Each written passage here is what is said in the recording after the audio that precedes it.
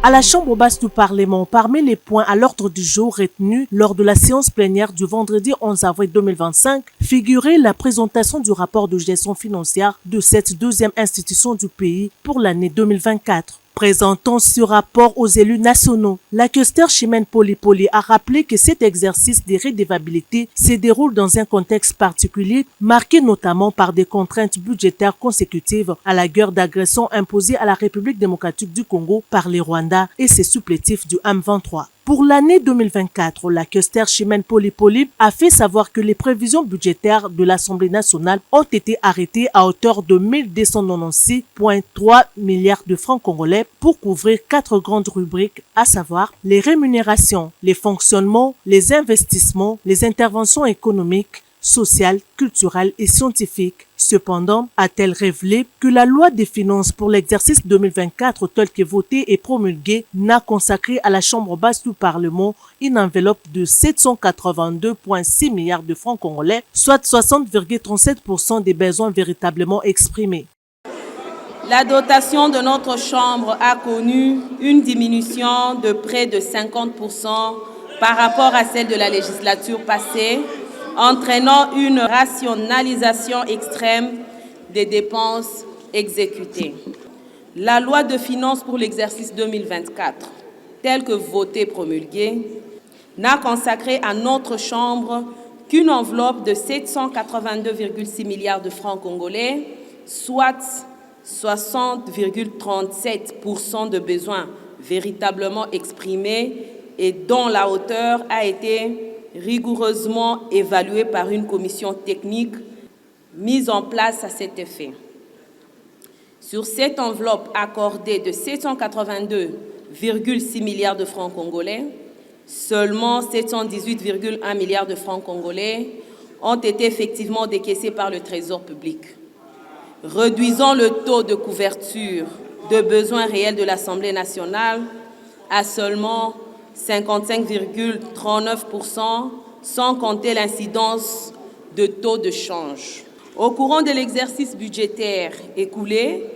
notre Chambre législative a fait face à plusieurs difficultés majeures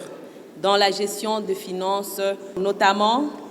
une dotation mensuelle largement inférieure aux besoins réels, comme je l'ai souligné précédemment, soit 28,8 milliards de francs congolais reçus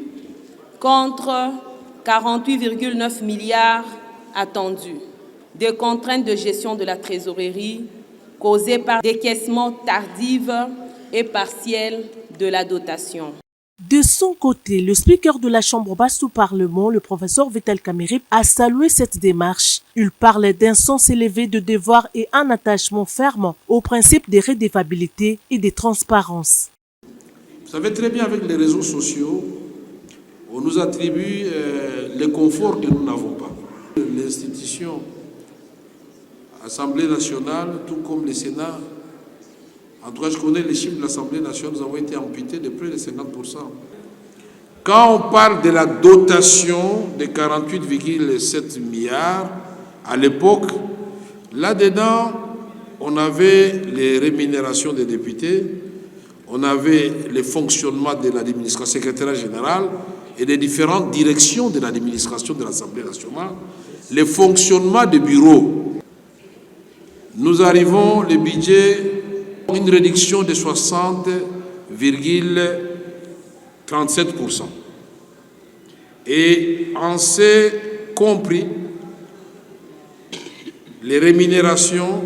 c'est les émoluments des députés. Malgré ces contraintes à la fois sécuritaires, budgétaires, politiques et sociales, le bureau de l'Assemblée nationale que dirige le professeur Vital Kamerhe a cependant fait preuve d'ingéniosité et de rigueur dans la gestion des ressources mises à sa disposition, dont les déficits par rapport aux besoins réels a imposé des arbitrages. Soulignant que bien avant la présentation de ce rapport, la plénière a auditionné et approuvé les rapports de la commission spéciale chargée d'examiner les résolutions de la Cour des comptes et accordé accordé un délai supplémentaire à la Commission Aménagement du territoire et Nouvelles technologies de l'information et de la communication pour continuer l'examen de la loi sur l'aménagement du territoire demandé par le président de la République avant de présenter un rapport étoffé à la plénière. Aussi, la plénière a accordé 48 heures aux élus sur demande du député national Eliezer Tambwe par motion des procédures pour s'imprégner de la proposition de loi portant code pénal du député national Sakata avant son examen et adoption.